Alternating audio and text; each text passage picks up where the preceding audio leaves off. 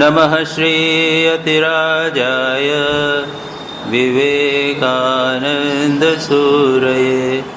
सच्चित्सुखस्वरूपाय स्वामिने तापहारिणे। विषय है स्वामी विवेकानंद के इंस्पायर्ड टॉक्स। आप लोग जो परिचित हैं उससे वो जानते ही हैं। स्वामी विवेकानंद ने अमेरिका में थाउजेंड आइलैंड पार्क्स में एक ग्रीष्मकाल बिताया था। छुट्टी में थे और वहाँ पर 12 उनके शिष्य वहाँ पर थे और उनको उन्होंने कुछ उपदेश दिए थे और कुछ उच्च कोटि के उपदेश हैं ये, उन्हीं को हम पढ़ रहे हैं। और इसमें ऐसा नहीं है कि आप में से किसी ने अगर पिछली बार का नहीं सुना है तो अब कैसे समझेंगे, ऐसी बात नहीं है। यहाँ पर जो स्वामी जी कह रहे हैं वो एक उपदेश अपने आप में पूर्ण है। ये संभवतः इसलिए भी होगा कि स्वामी विवेकानंद ने कोई विशेष पुस्तक को नहीं लिया। अभी हम आगे जाएंगे, हम देखेंगे कि उसके बाद श्री रामकृष्ण के बारे में बात करेंगे। कभी कोई पुस्तक बाइबल लेके आ जाते थे, कभी योग सूत्र लेकर आ जाते थे। एक दिन उसी पर विषय में बात की और उसके बाद जिसने रिकॉर्ड किया, जिसने लिपिबद्ध किया, उसने भी उसको छोटे छोटे पोर्शंस में लिपिबद्ध किया। तो हमारे पास जो ये पुस्तक है इसमें भी हम देखते हैं कि जो एक सेक्शन है ये लगभग 20 लाइन का है, उसके बाद में डॉट्स दे दी गई। मतलब ये है कि एक पोर्शन समाप्त हो गया, उसके बाद दूसरा है, उसके बाद में मार्क्स है। मतलब ये है कि ये जो इतने भी उपदेश हैं ये मानो एक स्वामी विवेकानंद के उपदेशों का संकलन जैसा है।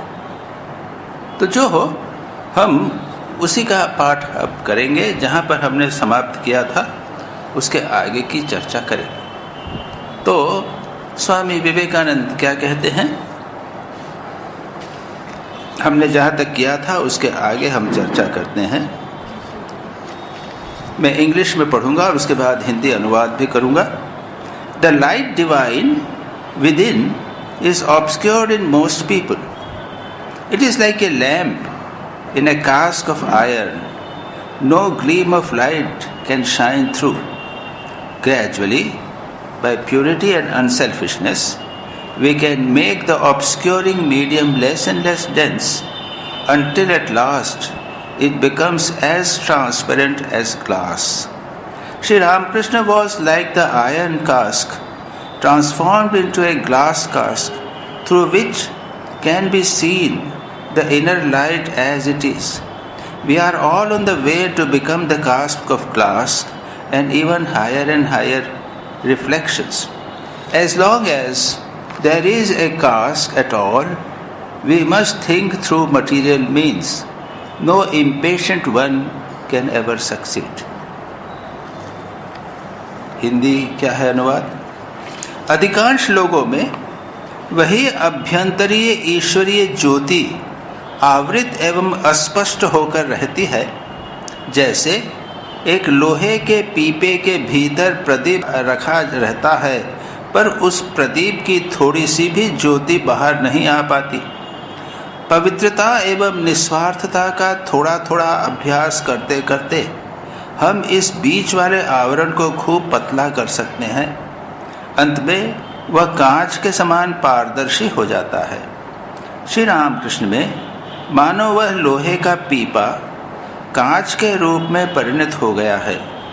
उसके भीतर से वह अभ्यंतरीय ज्योति ठीक ठीक दिखाई देती है। हम सभी कभी न कभी ऐसे ही कांच के पीपे हो जाएंगे। इतना ही नहीं, उसकी भी अपेक्षा उच्च से उच्च विकास के आधार स्वरूप होंगे। किंतु जब तक कोई भी पीपा रहता है तब तक हमें जड़ उपायों की सहायता से ही चिंतन करना पड़ता है। धैर्यहीन व्यक्ति कभी भी सिद्ध नहीं हो सकता। एक छोटा सा पैसेज है, पैराग्राफ है, अत्यंत महत्वपूर्ण। पहली बात तो यह है कि प्रत्येक व्यक्ति के भीतर एक ईश्वरीय ज्योति विद्यमान। The light divine with in, प्रत्येक के भीतर एक दिव्य परमात्मा ज्योति विद्यमान। हमारे भीतर भी वो ज्योति विद्यमान, हमें क्यों नहीं दिखती? इसका उत्तर स्वामी जी कहते हैं कि उसके ऊपर अस्पष्ट रहती है। जैसे दृष्टांत दिया, एक दीपक ले लीजिए और उसको आप एक लोहे के बर्तन से ढक दीजिए, कुछ नहीं दिखेगा, ज्योति होते हुए भी दिखाई नहीं देगी। अब कहते हैं साधना के द्वारा यह जिसने ढका है उसको धीरे धीरे आप साफ करते जाइए। यह जो लोहे का बर्तन है वह धीरे धीरे जब कांच का हो जाएगा तब आप उस ज्योति को अच्छी तरह देख सकेंगे। फिर कहते हैं श्री राम कृष्ण की का दृष्टांत उन्होंने दिया कि श्री राम कृष्ण में वह लोहे का पीपा मानो कांच के रूप में परिणत हो गया है। उसके भीतर से वह अभ्यंतरिक ज्योति ठीक ठीक दिखाई देती है। हम सभी कभी न कभी ऐसे ही कांच के पीपे हो जाएंगे। ये एक फंडामेंटल, एक बहुत महत्वपूर्ण सिद्धांत है। Each soul is potentially divine. Swami Vivekananda कहते हैं प्रत्येक आत्मा दिव्य है, पोटेंशियली है, यानी वह अभिव्यक्त नहीं हो रही है, मानो छुपी हुई है। और द गोल, उसका लक्ष्य है इसको मैनिफेस्ट करना, उसको पूर्ण रूप से अभिव्यक्त करना। कैसे करना? विभिन्न उपाय से। यहाँ पर 2 उपाय कहे गए हैं, इसको हम थोड़ा सा देखने का प्रयत्न करें। लेकिन जो महत्वपूर्ण बात वह है कि हम सभी के भीतर ऊपर एक आवरण पड़ा हुआ है। मेरे भीतर है, आपके भीतर है, सबके भीतर एक आवरण पड़ा। मुझे एक ज़ेन कहानी याद आ गई। आप जानते हैं बौद्ध धर्म का एक संप्रदाय है जिसे ज़ेन संप्रदाय कहते हैं। वे लोग मिस्टिक जिसे कहते हैं, वो अनुभूति में विश्वास करते हैं। लेकिन बौद्ध धर्म के अनुसार ज़ेन में भी भीतर अंत में कुछ नहीं रहता। बौद्ध, हमारे यहाँ तो हम कहते हैं कि ज्योति रहती है और एक परमात्मा अंत तो अंत में रहता है, सब कुछ जाने के बाद में एक चैतन्य सत्ता रहती है। बौद्ध धर्मों में ये नहीं कहते, बौद्ध कहते हैं वहाँ शून्य रहता है। क्या रहता है कहा नहीं जा सकता। पिछली बार मैंने उसके बारे में बात की थी, बुद्ध के बारे में बात की थी। बुद्ध ने कहा, क्या कहा है? मैं अहंकार को नाश कर दो, सब कुछ चला जाए, जब तुम नहीं रहोगे तब सब कुछ रहेगा। मतलब स्वयं का अस्तित्व जब विलीन हो जाएगा तब जो है सो है। तो बुद्ध इस प्रकार की बात करते हैं। खैर, तो इसी के संबंध में बड़ी सुंदर एक बात है। एक ज़ेन मोनेस्ट्री, एक ज़ेन संप्रदाय था, एक आश्रम था, और उसके जो एबॉट, उसके जो गुरु थे, वो बूढ़े हो गए थे और उनको अपना उत्तराधिकारी खोजना था। उसके पहले की एक घटना आती है कि उनके पास में एक शिष्य आया। उसने कहा कि मैं यहाँ पर आपका शिष्य बनना चाहता हूँ, क्या करूँ? तो कि देखो 2 मार्ग हैं। एक तो यह है कि जैसे ये लोग रह रहे हैं वैसे रहो, सुबह उठो, मंदिर में जाओ, ध्यान करो, सेवा करो, स्तोत्र पाठ करो, इत्यादि जो लोग करते हैं वैसा वैसा करो। दूसरा क्या है? मैं जो कहूँगा वैसा करो। तो ठीक है, आप मुझे कहिए क्या करना है। तो उन्होंने कहा, देखो वो रसोई घर है ना, उसके पास में स्टोर है, वहाँ पर अन्न को कूटो, अनाज को कूटना पड़ता है ना, उसके ऊपर जो भूसा है उसको निकालने के लिए अन्न को कूटो और वहाँ बैठे रहो, अपने मन से कहो मैं कूट रहा हूँ, मैं कूट रहा हूँ, मैं कूट रहा हूँ, मैं कूट रहा हूँ, और कुछ मत करो। तो क्या ठीक है, मैं वैसा ही करूँगा, और तुमको कुछ कठिनाई होगी तो मैं आ जाऊँगा, तुमको मेरे पास आने की आवश्यकता नहीं। अब ये पक्का आदमी वहाँ पहुँच गए, अन्न कूटना चालू किया और सोचते रहते, मैं अन्न कूट रहा हूँ, मैं अन्न कूट रहा हूँ, मैं अन्न कूट रहा हूँ, बस। दिन बीते, महीने बीते, वर्ष बीते, ये गुरुजी ने कहा था कि गुरुजी के पास आने की आवश्यकता नहीं, ये गुरुजी के पास नहीं गए और गुरुजी के इनके पास नहीं गए। वर्षों के बाद में इधर गुरुजी बीमार हो गए, बूढ़े हो गए, अपना उत्तराधिकारी उनको बनाना है किसी को, तो उन्होंने अनाउंस कर दिया कि मेरे उपदेशों को, जो मैंने जो इतने वर्षों तक उपदेश दिया है, उसको कोई संक्षेप में 4 लाइन में मुझे कह दे, जो सर्वश्रेष्ठ उत्तर देगा, मैंने जो उपदेश दिया उसको कह दे, और जिसका जो श्रेष्ठ करेक्ट बोलेगा वो गुरु बन जाएगा। अब 200, 300, 400 पता नहीं कितने लोग होंगे वहां पे, साधु भिक्खु। हलचल मच गई। गुरु जी का उपदेश क्या है, गुरु जी के सार, उपदेश का सार क्या है? तो कुछ लोग बैठ के मंत्रणा करने लगे, रे क्या है उपदेश, क्या होगा? जैसे स्वामी विवेकानंद का है, each soul is potentially divine, the goal is to manifest divinity within me।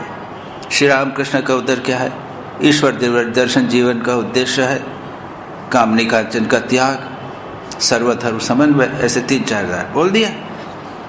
तो इस तरह से सब लोग करने लगे। अंत में मंत्रणा करके उन लोगों ने एक लाइन में, 4 लाइन में उन्होंने एक उपदेश उनका निकाला, लेकिन किसी में साहस नहीं हो रहा है कि खुद जाकर देवे।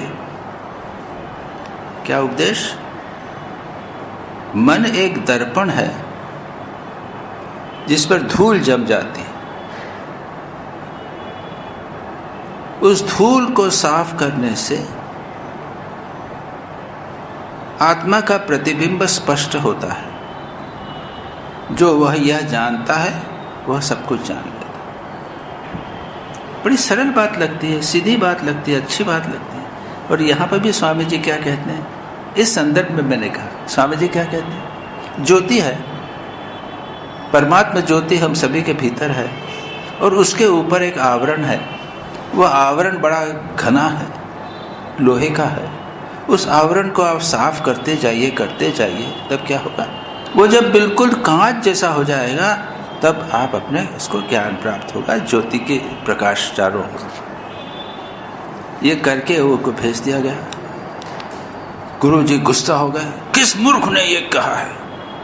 लोग तो जानते ही थे कि बाप रे क्या कह रहे, क्या नहीं कर रहे, पर इससे बड़ा और क्या उपदेश होगा। अब ये जो कूट रहा था व्यक्ति, वो किसी से बोलता भी नहीं था, वो अपने वहाँ किचन में बैठा बैठा कूटता था, किसी से बात भी नहीं करता था। लोग समझते हैं पागल है, गूंगा है, कुछ समझता नहीं होगा।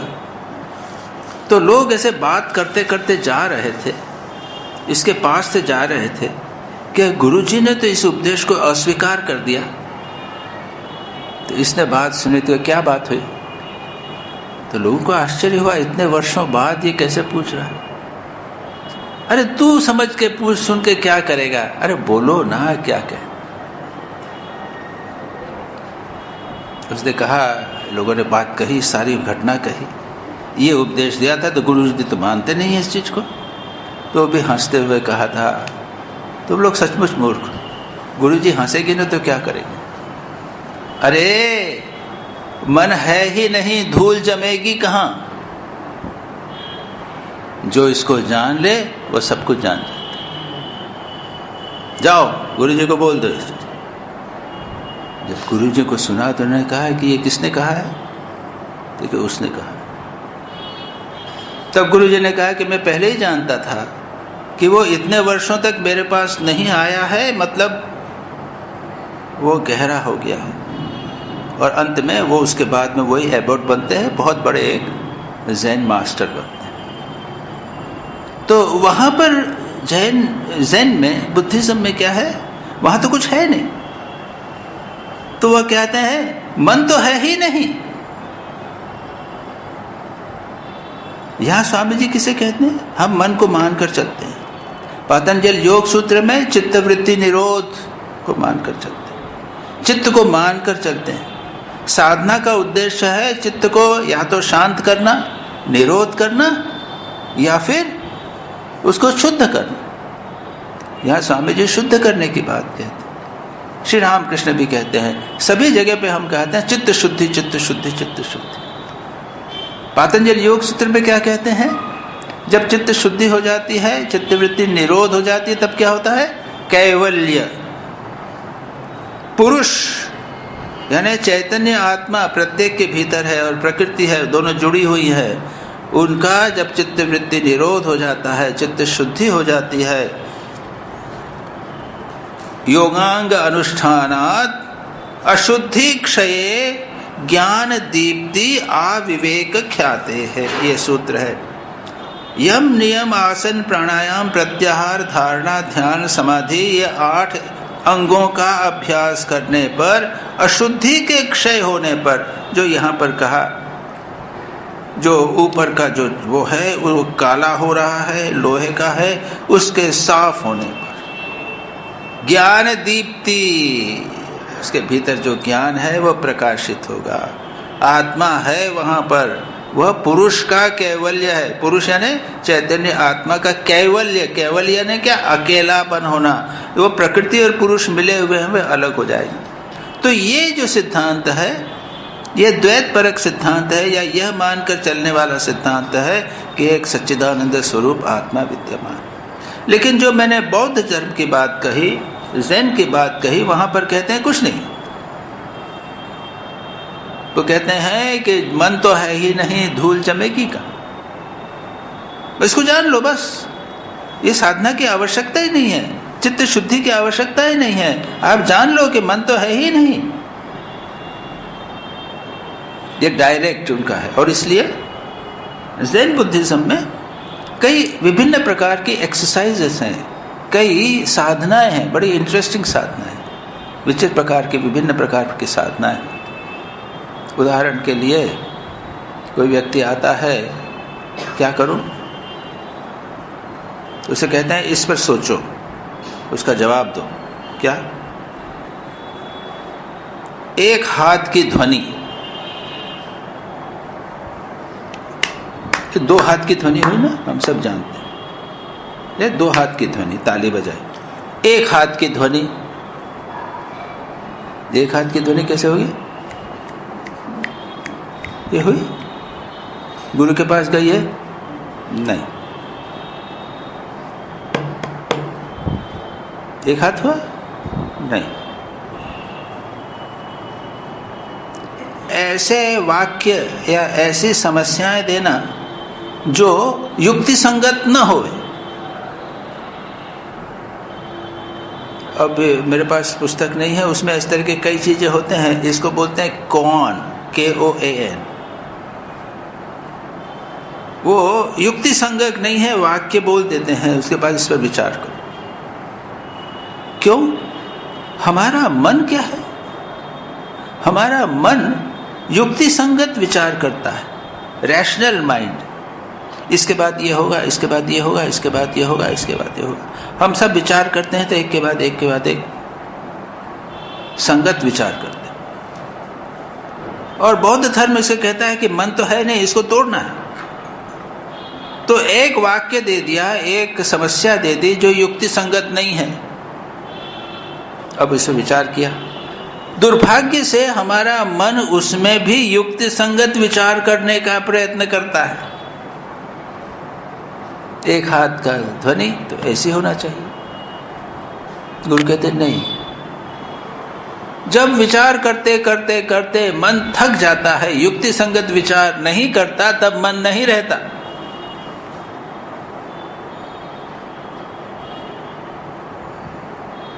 तो ये मैंने आपको दृष्टांत दिया, एक जिसे कहते हैं एक तुलनात्मक दृष्टि से। ज़ेन लोगों के अनुसार, ज़ेन बुद्धिज्म के अनुसार मन जैसी चीज़ नहीं है, और साधना का उद्देश्य है इस मन के परे चले जाना, मन को डिसॉल्व कर देना, मन को विलीन कर देना। सो क्या रहेगा? जो रहेगा सो रहेगा। मन यहाँ भी सोचने का प्रयत्न करता है तो क्या रहेगा। मन उसी तार्किक दृष्टि से, युक्ति संगत दृष्टि से विचार करने का प्रयत्न करते गए। जो रहेगा सो रहेगा, अब मन नहीं रहा है वहां पर। स्वामी जी कहते हैं कि साधना के द्वारा चित्त शुद्धि होने पर, चित्त एकदम स्फटिक के समान, कांच के समान शुद्ध जब हो जाएगा, तब चैतन्य आत्मा ज्योति, परमात्मा ज्योति रहेगा। ये डिफरेंस है ज़ेन में और इसमें। जो हो, मैंने आपको इसको कुछ समझाने के लिए इस प्रकार की बात कही। अब यहाँ पर स्वामी जी दो बातें कहते हैं। क्या कहते हैं? उपाय क्या है? The light with in is obscured in most people. हम सभी के भीतर आत्मा विद्यमान है। अब बड़ी सुंदर बात है, श्री रामकृष्ण का दृष्टांत किया है। Shri Ramakrishna was like iron cast transform into a glass cast through which can be seen the inner light and is it. Shri Ramakrishna में जो बाहरी आवरण था वो एकदम साफ हो गया था, और इसलिए श्री रामकृष्ण के अंदर परमात्मा ज्योति स्पष्ट दिखाई देती थी। लोग जाते थे श्री रामकृष्ण के पास, बाहर लगता था कि बिल्कुल बच्चे जैसे हैं, अत्यंत सरल हैं, मन बिल्कुल पवित्र है, और उनके भीतर मानो ईश्वर की ज्योति दिखाई देती है। Shri Ramakrishna as we saw him, Shri Ramakrishna जैसा हमने उन्हें देखा, इत्यादि आप उनकी पुस्तकें पढ़िए और आप देखेंगे कि उसको पढ़ते ही, हमने तो देखा नहीं श्री रामकृष्ण, लेकिन उनको पढ़ते ही हमें लगता है कि अरे यहाँ तो ईश्वर को देख रहे हैं। श्री रामकृष्ण समाधिस्थ हो जा रहे हैं, श्री रामकृष्ण का रूप परिवर्तित हो जा रहा है, श्री रामकृष्ण का चेहरा और उनका सारा शरीर ज्योतिर्मय हो जा रहा है। श्री रामकृष्ण में ईश्वर मानो स्पष्ट रूप से दिखाई देते। भगवान राम जंगल में जाते हैं, लोग उनको देखकर आकृष्ट होते हैं, उनको देखते रह जाते हैं। श्री कृष्ण कितने आकर्षक थे, बुद्ध कितने आकर्षक थे। ये जितने अवतारी महापुरुष हैं, उनमें बाहर का जो आवरण है, जिसको पीपा कहा, लोहे का पीपा, वो कांच का पीपा हो जाता है, और इसलिए उनके भीतर जो परमात्मा तत्व है वो बहुत स्पष्ट रूप से दिखाई देता है। ये यहाँ पर एक अर्थ हुआ। दूसरा अर्थ मैं कर रहा हूँ क्योंकि मुझे अधिकार दिया है कमेंट्री करने का,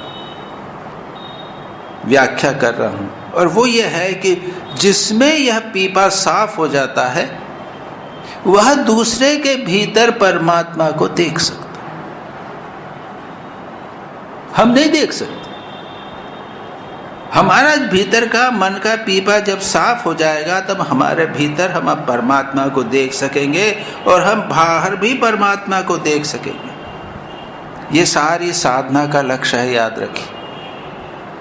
साधना का लक्ष्य क्या है?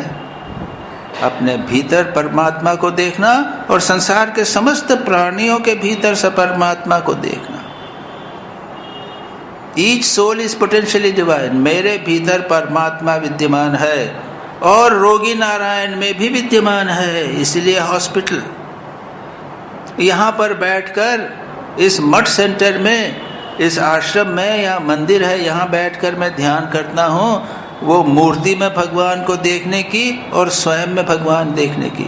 और जब मैं इस दरवाजे के बाहर वहाँ जाता हूँ और रोगी वहाँ हॉस्पिटल में जाता हूँ, तो वहाँ जो नारायण रोगी है उनमें नारायण देखने का प्रयत्न करता हूँ। तो हाईएस्ट आइडियल क्या है? परमात्मा को सर्वत्र देखना। स्वामी विवेकानंद श्री रामकृष्ण के पास जब युवक के रूप में जाते थे, नरेंद्र के रूप में जाते थे, तो उन्होंने कहा, उनको अच्छी समाधि हुई, वह चाहते थे कि मैं सदा सर्वदा निर्विकल्प समाधि में डूबा रहना चाहता हूँ। क्यों? जिससे मैं उस परमात्मा ज्योति का निरंतर ध्यान कर सकूं, देख सकूं। यही बात हो रही है ना। मैं पूर्ण रूप से चित्त शुद्धि हो जाएगी मेरी, मैं अपने आत्म स्वरूप को स्पष्ट रूप से देखूंगा। श्री रामकृष्ण क्या कहते हैं? अरे इसके ऊपर भी एक अवस्था है, इसके ऊपर भी अवस्था। तुरानंद जी जब श्री रामकृष्ण के पास आए तो उन्होंने कहा कि मैं निर्विकल्प समाधि में डूबे रहना चाहता हूँ। श्री रामकृष्ण ने उनको भी कहा, अरे इससे ऊपर भी अवस्था, जरा सोचिए तो, हम लोग का तो ध्यान ही नहीं होता, 5 मिनट ध्यान नहीं होता, लेकिन बात किसकी कर रहे हैं? निर्विकल्प समाधि। 5 मिनट ध्यान नहीं। आप लोग तो सब ध्यान करते हैं, जब करते हैं, जरा कैलकुलेट करके ध्यान करके देखने का प्रयत्न कीजिए। नेक्स्ट टाइम बताइएगा कि आपको कितनी देर ध्यान हुआ। 2 मिनट 4 मिनट भी अगर एक विषय पर आपका मन रह गया तो ठीक है। और समाधि में क्या होता है? कितनी देर समाधि होना चाहिए? 12 सेकंड अगर एक स्थान पर एक विषय पर मन लगा रहे तो वो होता है धारणा। आप स्वामी विवेकानंद का राजयोग में पढ़िएगा, उसके बाद में आगे उन्होंने लिखा है 12 सेकंड अगर हम किसी विषय पर मन को लगाए रखें, एक बुद्ध की मूर्ति, राम की मूर्ति, 12 सेकंड तो वो धारणा। 12 × 12 यानी 144 सेकंड, यानी 2 मिनट 24 सेकंड अगर कोई ध्यान मत कंटिन्यूसली बना रहे तो वो होता है ध्यान। और 12 × 12 12 12 12 2 मिनट 24 सेकंड इंटू 12 यानी करीब करीब 30 मिनट। 2 मिनट 22-24 सेकंड इंटू 12 12 24 और कुल मिला करे लगभग 30 मिनट मन अगर कहीं भी नहीं जावे तो वह होती है समाधि। सोच लीजिए। कहते हैं कितनी देर ध्यान किया? 2 घंटे ध्यान किया। अरे 2 घंटे ध्यान। सोचिए तो 2 घंटे में कितने समय आपने ध्यान किया और कितने समय मन इधर उधर भागता रहा। 2 घंटे में तो आपको 3 समाधि हो जानी चाहिए, 4 हो जानी चाहिए। और फिर उसके बाद में उसके आगे जाइए निर्विकल्प समाधि। उसकी कैलकुलेशन नहीं दी गई है, वहां मन में और कुछ भी नहीं रहेगा। पतंजल योग सूत्र में कई प्रकार की समाधियों का वर्णन है। निर्बीज समाधि है, संप्रज्ञात समाधि है, संप्रज्ञात समाधि है, कई प्रकार की समाधि। खैर छोड़िए। तो तात्पर्य यह है कि हमारे मन की जो चंचलता इत्यादि इतनी अधिक है कि उसको साफ करके निर्विकल्प समाधि में भी यदि बने रहें तो बहुत ऊंची चीज होती है। छोड़िए, श्री रामकृष्ण कहते हैं इससे भी ऊपर एक चीज है। क्या? सर्वत्र ब्रह्म को देखना, संसार के समस्त प्राणियों को ब्रह्म देखना। तात्पर्य यह है कि जब हमारा मन रूपी पीपा शुद्ध हो जाएगा तब एक ओर हम हमारे हृदय में परमात्मा को देख सकेंगे और दूसरी ओर हम दूसरे लोगों में भी परमात्मा को देख सकें। यहाँ पर श्री रामकृष्ण केवल इतना ही कहते हैं कि जब यह पीपा साफ हो जाता है तब हम अपने हृदय में we can make obscuring medium less and less dense until at last it becomes transparent as glass। वो बिल्कुल पारदर्शी जब हो जाएगा तब we can see the inner light। Shri Ramakrishna आंतरिक ज्योति परमात्मा को देख सकते थे। श्री रामकृष्ण को जो लोग देखते थे उन्हें एक परमात्मा की झलक मिलती थी, और तीसरी श्री रामकृष्ण जिनको देखते थे उनमें भी वे परमात्मा को देखते थे। एक बात और श्री रामकृष्ण के जीवन में होती थी, और ये यहाँ पर जो कांच का जो पीपा है इस जब कहा गया उससे संबंधित है। श्री रामकृष्ण क्या कहते थे? श्री रामकृष्ण कहते थे कि मैं लोगों को देखता हूँ तो मैं ऐसा देखता हूँ उनके भीतर मैं सब कुछ देख पाता हूँ।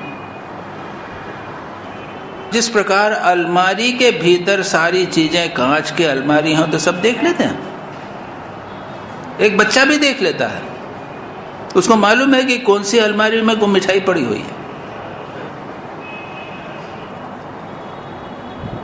तो जब चित्त शुद्ध होता है तो हम अपने भीतर भी देख पाते हैं और बाहर के लोगों में जो श्री रामकृष्ण जैसे लोग महापुरुष दूसरों के मन की बात भी जो कुछ हो रहा है उसमें देख पाते हैं, अच्छी तरह देख पाते हैं कि क्या है क्या नहीं। जरा सोचिए इस चीज को। स्वामी विज्ञानानंद जी जब सबसे पहले श्री रामकृष्ण के पास युवक के रूप में गए तो एक दिन श्री रामकृष्ण ने उनसे कहा कि देखो, जानते हो, मैं लोगों को देखता हूँ तो उनके भीतर क्या है वो सब मुझे इस प्रकार दिखता है जैसे कांच के भीतर। अच्छा, तो क्या दिखता है कांच के भीतर? अब हम तो डॉक्टर रहे ना, हम जानते हैं वो भीतर क्या है। ऊपर तो चमड़ा रखा है, वो चमड़े को हटा दीजिए जो क्या होगा, उसमें मांस है, ये है, नाड़ी बूढ़ी जिसे कहते हैं ना, नाड़ी है और पेट के अंदर सब गंदा है, ऐसा दिखता है क्या? मन, हमारे भीतर क्या भरा हुआ है वो सब श्री रामकृष्ण जान जाते थे। तो स्वामी विज्ञानानंद जी कहते हैं तो बाप रे, ये तो बड़े खतरनाक व्यक्ति हैं, बड़े डेंजरस आदमी हैं, वो तो हमारे भीतर सब जाएंगे। लेकिन श्री रामकृष्ण कभी किसी के भीतर जो देखते थे वो कहते नहीं थे। प्रत्येक व्यक्ति के भीतर, हमारे भीतर, मेरे भीतर, आपके भीतर, सबके भीतर अच्छाई और बुराई दोनों विद्यमान।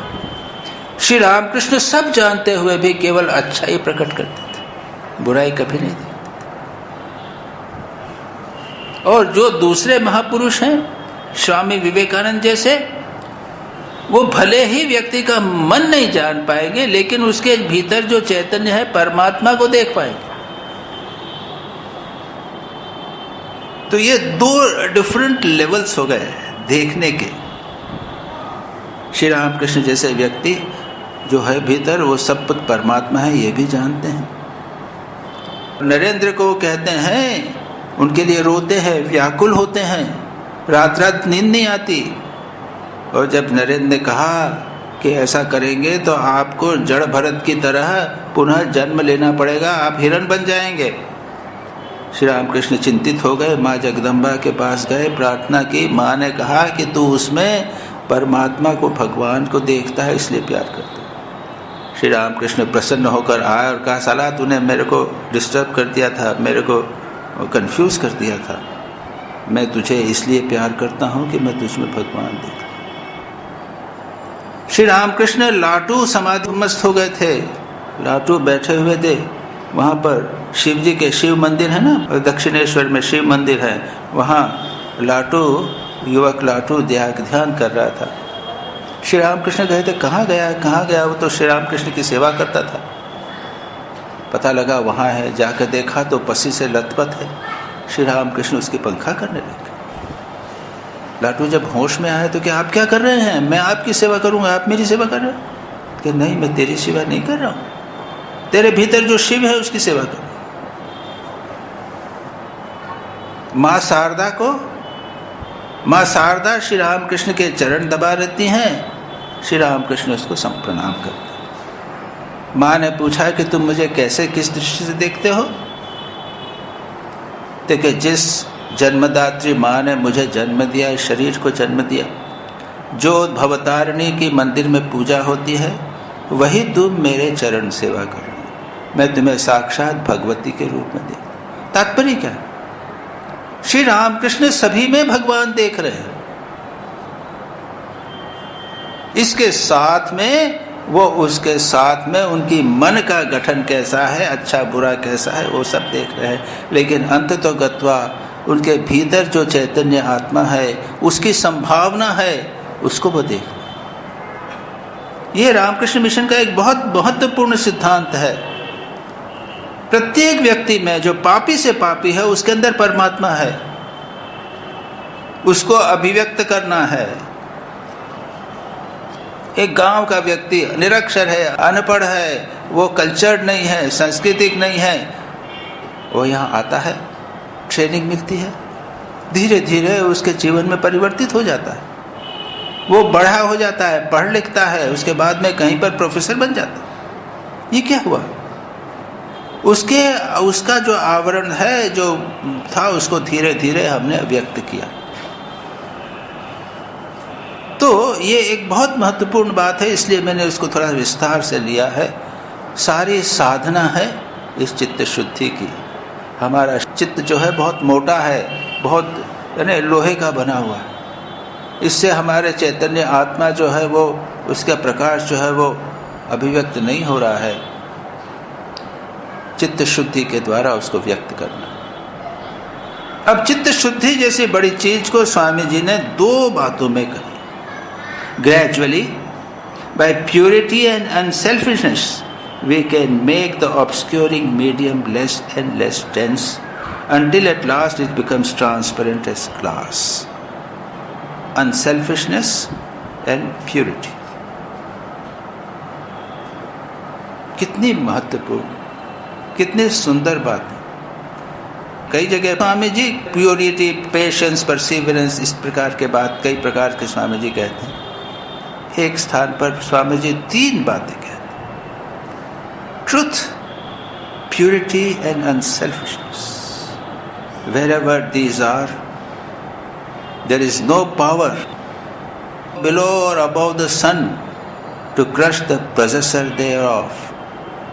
Equipped with these, one individual can face the whole universe in opposition. Exactly यही quotation. सत्य, पवित्रता और निस्वार्थता, इसको याद रखिए। हमारे सारे जीवन में बहुत सारी वैल्यूज, बहुत सारे मूल्य, बहुत सारे आदर्श हम जीवन में उतारने का प्रयत्न करते हैं। इन सब में से स्वामी जी ने ये 3 बातों को कहा है। सत्य, यहाँ सत्य की बात नहीं है, पवित्रता और अनसेल्फिशनेस, निस्वार्थता। जहां कहीं भी ये 3 चीजें हैं, उस व्यक्ति को संसार में अबोव और बिलो द सन, सूर्य के ऊपर या सूर्य के नीचे ऐसी कोई शक्ति नहीं है जो उसको क्रश कर सके, नष्ट कर सके। स्वयं स्वामी विवेकानंद को देखिए, अमेरिका में उनको नष्ट करने का, उनको लगभग मार डालने तक का प्रयत्न किया गया था। पूरा उन्होंने सहन किया, उसको फेस किया, उन्होंने उसका सामना किया और उसके बाद सफल हुए। Equipped with these, इन 3 के साथ अगर 3 चीजें होवें ये, तो एक व्यक्ति सारे विश्व को अकेला उसका सामना कर सकता है। हमारे इतिहास में हम महात्मा गांधी को देखते हैं। निस्वार्थता, पवित्रता और सत्य पकड़ा रहा है। एक दुबला पतला आदमी, इन 3 पर अच्छी तरह हमें ध्यान करना चाहिए और उन्हें जीवन में उतारने का प्रयत्न करना चाहिए। और तब हम देखेंगे कि आध्यात्मिक जीवन जो है, ये न तो प्रवचन देने की चीज़ है, न प्रवचन सुनने की चीज़ है, न पुस्तक पढ़ने की चीज़ है, न पढ़ाने की चीज़ है, न लेख लिखने की चीज़ है। यह है जीवन में उतारना। तो इन तीनों को थोड़ा सा देखने का प्रयत्न करें। उसके बाद में तो जैसा हमने कहा है, स्वामी जी ने कहा है कि धीरे धीरे जैसे वह साफ होता जाता है, वैसे वैसे हमको अधिक प्रकाश दिखाई देने लगता है। As long as there is a cask at all, we must think through material means. And में जो अंत में एक और बात जो बात कहते हैं Swami ji, no impatient one can ever succeed. कोई भी धैर्यहीन व्यक्ति कभी सिद्ध नहीं हो सकता। चौथी बात जोड़ किया है, धैर्य होना चाहिए। प्यूरिटी, स्वामी जी कहते हैं परसिवरेंस एंड पेशेंस। ये 4 बातें स्वामी जी कहते हैं। जल्दबाजी में नहीं होता, ये जल्दबाजी में ये चीज़ नहीं होती, फटाफट काम नहीं हो सकता। क्यों? आजकल तो कंप्यूटर का ज़माना है, जो भी चीज़ है वो कुट फटाफट कर दिया आपने, सब स्क्रीन पे आ गया, ये बना दिया। पहले ज़माने में बड़ा कंप्यूटर था, अब छोटा हो गया, एक जरा सी पेन ड्राइव के अंदर सब कुछ आ जाता है, ये सब होता है। लेकिन इससे क्या हम अपने व्यक्तित्व का परिवर्तन कर सकते हैं? हम क्या अपने शरीर को इलेक्ट्रॉनिक बना सकते हैं? आजकल वो रोबोट भी आ रहे हैं, रोबोट भी कर रहे हैं, वो बातचीत भी करेंगे, इससे नहीं होता। ये परिवर्तन जो है वो हमारे मन में परिवर्तन होने वाला है, उसके बाद में नर्वस सिस्टम में परिवर्तन होने का है। इसकी चर्चा मैंने पिछली बार हम लोगों ने की थी। नर्वस सिस्टम चेंज हो जाती है, हमारा शरीर ही परिवर्तित नहीं होता है, चेहरे की रेखाएं परिवर्तित हो जाएंगी। जैसा हम चिंतन करेंगे उसका परिणाम हमारा शरीर इत्यादि पर होगा। यह है लक्ष्य। तो वो तो हुआ पेशेंस की बात है, इसलिए दीर्घ काल तक निरंतर सत्कार के द्वारा अभ्यास करने से व्यक्ति दृढ़ होता है। लेकिन जो हम बात कर रहे थे, इन 3 की बात कर रहे थे, purity, unselfishness and truth, patience, मैंने यहाँ पर जोड़ दिया है। सत्य, श्री रामकृष्ण कहते हैं सत्य कलिकाल की तपस्या। कलयुग में सत्य जो है वो कलिकाल की तपस्या। और श्री रामकृष्ण के जीवन में बड़े सुंदर छोटे छोटे दृष्टांत हैं। छोटे दृष्टांत जो हैं, इसलिए मैं कह रहा हूँ बड़े दृष्टांत तो कठिन है, छोटे दृष्टांतों को हम अपने जीवन में डाल सकते हैं। श्री रामकृष्ण ने कहा कि मैं शंभू मलिक के घर में आज जाऊंगा शाम को। लोगों से बातचीत करते करते रात हो गई, भूल गए। अचानक याद आया, अरे मैंने तो बोला था, तो चलो। तो सब दरवाजे वगैरह बंद हो गए थे। गए वहाँ पर, आवाज़ दी, दरवाजे को ठेलकर पैर अंदर रखा और बुलाया, मैं आ गया। सत्य की रक्षा की। दूसरा दृष्टांत, खाना खा रहे हैं, उनका ध्यान तो अन्य जगह रहता था, भगवान में ध्यान था, पता नहीं जितना खाया क्या नहीं खाया। किसी से पूछा कि मैंने खा लिया क्या, पूरा जितना खाना चाहिए उतना खा लिया क्या? तो जो जानकार हो, हृदय है या जो भी व्यक्ति के, नहीं आपने तो अभी आधा ही खाना खाया है, खा लीजिए पूरा। अच्छा खा लो। एक बार किसी ने व्यक्ति ने कह दिया कि हाँ आपने खा लिया, आपने खा लिया, ठीक है अब नहीं खाऊंगा, कह दिया। इतने में हृदय आया, देखिए मामा आपने तो आधा ही खाया है। तो क्या मैंने तो अब कह दिया कि मैं नहीं खाऊंगा। तो नहीं खा लो, नहीं अब नहीं खाओ। उसके बाद श्री रामकृष्ण को भी लगा कि अरे मेरे को तो भूख लगी हुई है, मेरा पेट तो भरा नहीं, लेकिन फिर नहीं खा सके। छोटी सी बात मुंह से निकली, उसको पालन की। करके देखिए, आप देखेंगे कि आपको बड़ा सावधान रहना पड़ेगा। कुछ बोलने के पहले आपको 10 बार सोचना पड़ेगा, मैं कर सकूंगा या नहीं कर सकूंगी या नहीं कर सकूंगी। योग सूत्र में है, यथा अनुमितम यथा उक्तम, जो ऐसा कहा है या जैसा प्लान किया है उसके अनुसार करना। आपको कहीं जाना है, प्लान कर लीजिए, जाना कि नहीं जाना। अच्छा, जुलाई में वहाँ जाना है, उसके बाद में आप लिख दीजिए, कंफर्म कर दीजिए मैंने जुलाई में जाना है। अब उसको मत बदलिए। आप देखेंगे ये छोटी सी चीज भी काफ़ी कठिन हो जाती।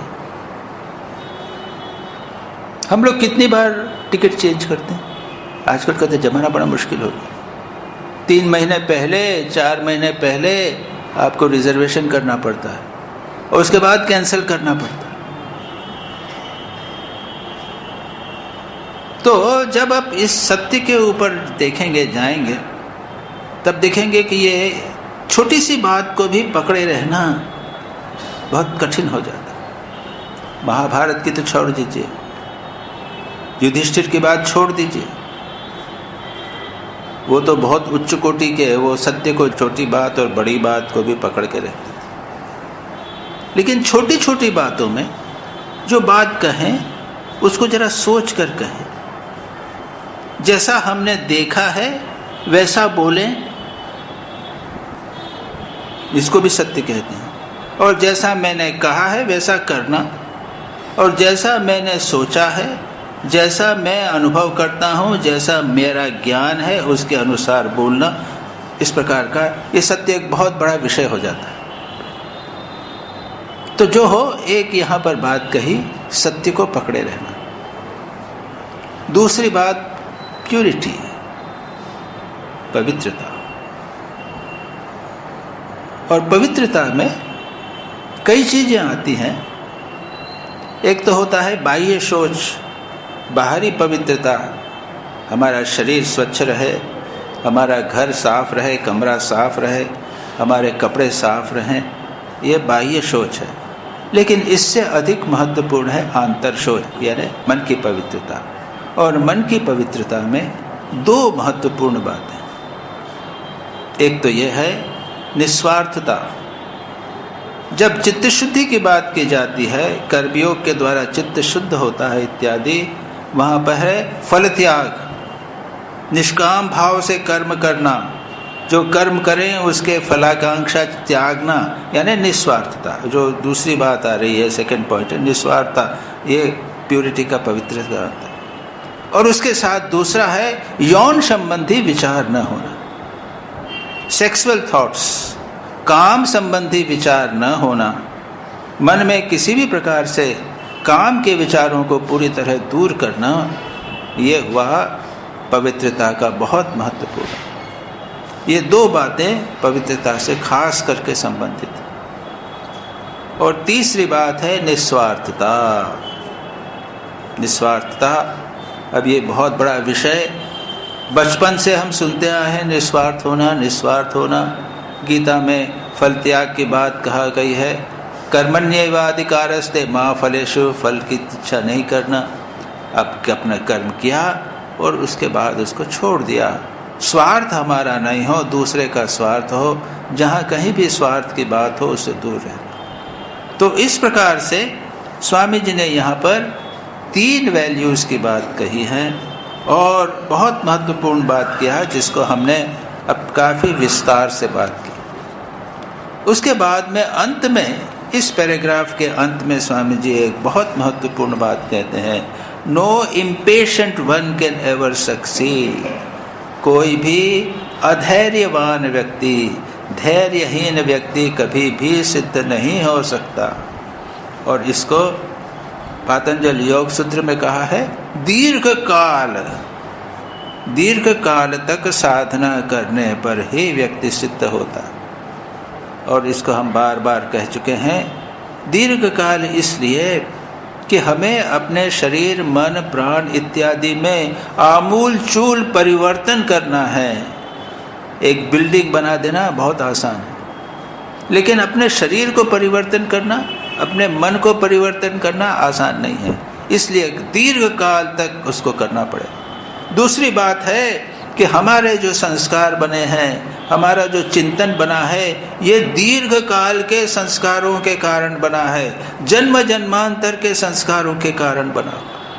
इसलिए पतंजलि कहते हैं अभ्यास जो करना पड़ता है, प्रैक्टिस करनी है दीर्घ काल तक। और दीर्घ काल में उन्होंने कोई टाइम नहीं बताया, 12 वर्ष, 20 वर्ष, 20 जन्म, कुछ नहीं बताया।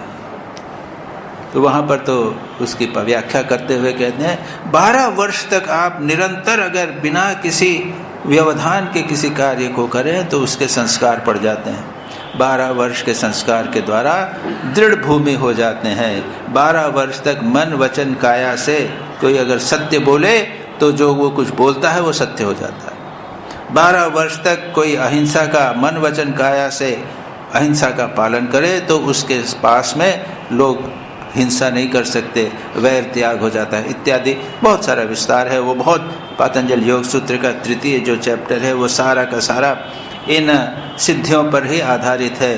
कैसे हुई है? लंबे समय तक, दीर्घ काल तक करने पर। तो जिसमें धैर्य नहीं है वो कैसे कर सकते? धैर्य पूर्वक करना पड़ता है। और ये धैर्य इसलिए भी आवश्यक है कि उसमें, इस साधना में असफलताएं काफ़ी होती हैं, याद रखिए। ऐसा नहीं हो कि एक दिन में आप सिद्ध हो जाएंगे, कई बार फिसलेंगे। जो ज़मीन पर चल रहा है, सीधे फ्लोर पर चल रहा है तो वो गिरने का प्रश्न नहीं है, जब चढ़ाई करेगा तभी तो फिसलने का डर लगता है। अब देखिए चींटी एक दाना लेकर अगर जब जाती है और अगर वो ऊंची दीवार पर चढ़ रही है तो फिसल जाती है, फिर चढ़ेगी, फिर फिसले, नहीं छोड़ेगी। धैर्य पूर्वक लगे रहने के बिना आध्यात्मिक जीवन में कोई संभावना नहीं, कोई सफल नहीं हो सकता। लंबे समय तक पूरी लगन के साथ धैर्य पूर्वक उस कार्य को करना पड़ेगा, तभी आप सफल हो गए, अन्यथा नहीं होगे। सत्य, पवित्रता और निस्वार्थता, इन तीनों को धैर्य पूर्वक करते रहिए, तब हमारे मन के ऊपर जो लोहे का आवरण है वो साफ होकर वो कांच का आवरण। इन बातों को आज स्वामी जी ने एक पैसेज में बहुत महत्वपूर्ण बात की। हम संकल्प करें कि हम इन सब को करेंगे और धैर्य पूर्वक करेंगे, चाहे कुछ भी हो जाए। भले क्षीण हो नेत्र ज्योति, यह हृदकंपन हो धीमा, भले मित्र हो शत्रु प्रेम भी छलना की हो सीमा, भले भाग्य भेजे जीवन में अभिशापों की आंधी, जान न पाए किसने तम में राह हमारी बांधी। ये स्वामी विवेकानंद की कविता का एक ट्रांसलेशन है। भले प्रकृति निज भों चढ़ाए और रोंदने आवे, तो भी है आत्मा चिंता नेक न छाए, बढ़े चलो हाँ बढ़े चलो मत जाए बाएं रुकना, तुम हो अजर अरूप सनातन थे न भूलो अपना। कोई बुरा कहे या अच्छा, लक्ष्मी आवे या जावे, लाखों वर्षों तक जीऊं या मृत्यु आज ही आ जावे, अथवा कोई कैसा भी भय या लालच देने आवे, तो भी न्याय मार्ग से मेरा पति कभी न पथ टिकने पाए। ये फंडामेंटल्स हैं आध्यात्मिक जीवन के, जीवन में सफलता के, एक श्रेष्ठ जीवन के, यही एक मुख्य बातें हैं, आधार हैं।